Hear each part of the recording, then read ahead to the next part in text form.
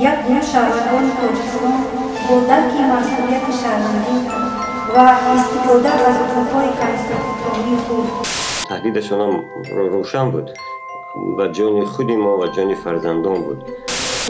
تأسیس نیروی نو سیاسی حزب تاجیکستان نو را اعلام می‌کنیم.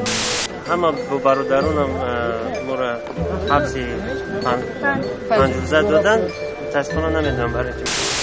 ضرورت تأسیس این حزب در آن است که جامعه را ناامیدی و آینده بهتر برای Было установлено, что предполагаемый отец не является биологическим отцом.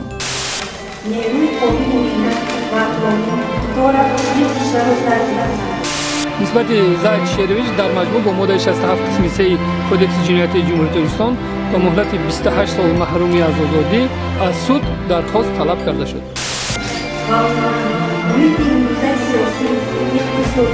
و اجتماعی کشورمان باید پیام رویه قدم تشبس و تشکر نو نیاز دارد. من همچون پرزیدنت سوگند یاد میکنم که کنستیتوسیه و قانونهای جمهوری را حمایت مینمایم، تأمین حقوق، آزادی ها و شرف شهروندان را کفالت میدهم.